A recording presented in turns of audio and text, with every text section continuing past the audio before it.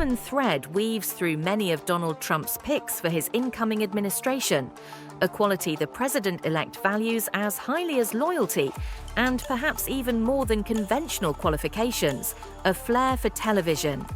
He has plucked 2 Fox News stars from their airwaves, Sean Duffy for Transportation Secretary and Pete Hegseth to lead the Pentagon. For the agency overseeing Medicare and Medicaid, Trump has turned to Dr. Mehmet Oz, the celebrity physician known for his health show that aired for 13 seasons. His pick for the Department of Education, meanwhile, is Linda McMahon, who co-founded and built a professional wrestling and entertainment empire alongside her husband.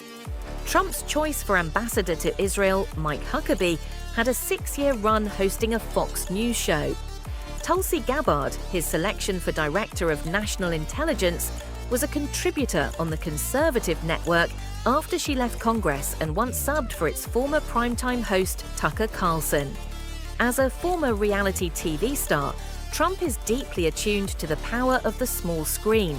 His selection process has centered on people who can not only articulate his message, but also defend him in the kind of high-stakes, combative settings that define modern media.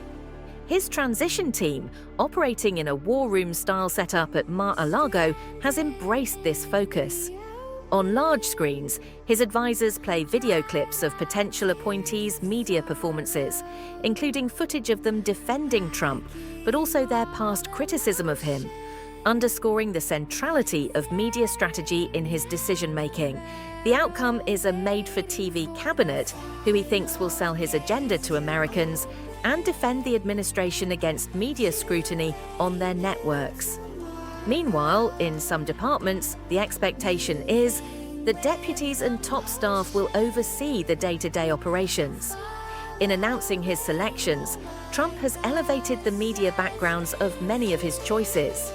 In promoting Duffy, a 4-term Wisconsin congressman turned Fox Business host, Trump cited just one example of his credentials to oversee America's highways, airports, and railroads, a road and bridge he helped secure funding for in Minnesota.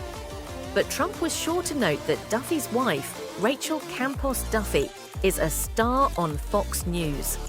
The Duffys met as contestants on MTV's Road Rules All-Stars, a spin-off of the cable station's Real World franchise. Trump called Oz a world-class communicator in announcing his selection as the Centers for Medicare and Medicaid Services Administrator, and said the doctor's syndicated television show taught millions of Americans how to make healthier lifestyle choices.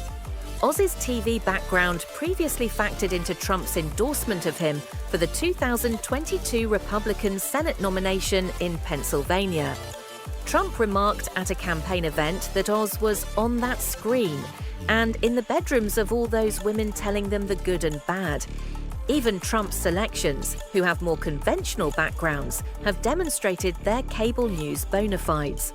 For example, few Republicans in Congress have logged more television appearances in recent years than Representative Mike Waltz of Florida, whom Trump has chosen as his national security advisor. South Dakota Governor Kristi Noem, another regular Fox News guest, is set to lead the Department of Homeland Security despite little experience with the agency's expansive mission protecting America. On the campaign trail, Senator Marco Rubio stumped for Trump in fluent Spanish, an asset that may have helped secure the Florida Republicans' role in the new administration. Over the summer, Wall Street executive Howard Lutnick delivered a spirited defense of Trump's economic proposals, articulating the finer points of the Republicans' plans for draconian tariffs and trade wars with such convincing detail that CNBC Squawk Box host Rebecca Quick remarked, "This is the best explanation I've heard." Trump's campaign was so pleased by Lutnick's performance, it posted a clip of the exchange on social media and then blasted it out to his supporters over email. This week, Trump picked Lutnick for Secretary of Commerce. The president-elect has remarked at various times that both North Dakota Governor Doug Burgum and his former acting ICE director Tom Homan were straight from central casting. Burgum is Trump's choice to lead the Department of the Interior, And Homan will lead the new administration's immigration crackdown as a border czar. Trump initially sought to elevate Florida Republican Matt Gaetz, a fixture on conservative TV, to Attorney General because of his oratory skills and media savvy. But Gaetz, who resigned from Congress after being picked, withdrew his name from consideration amid allegations of sexual misconduct, which he has denied, underscoring the risks of prioritizing media polish over more conventional vetting. Trump replaced Gaetz on Thursday night with former Florida Attorney General Pam Bondi, a Fox News regular during her 2 terms in office, who once co-hosted the network's afternoon talk show The Five, while still earning a taxpayer salary. Hegseth, who has since left Fox, also faces headwinds being confirmed as more details emerge from an alleged sexual assault that took place in October 2017 that he denies. The vetting process has faced sharp criticism from Democrats, who have seized on the media-heavy resumes and sparse policy experience of many of his nominees.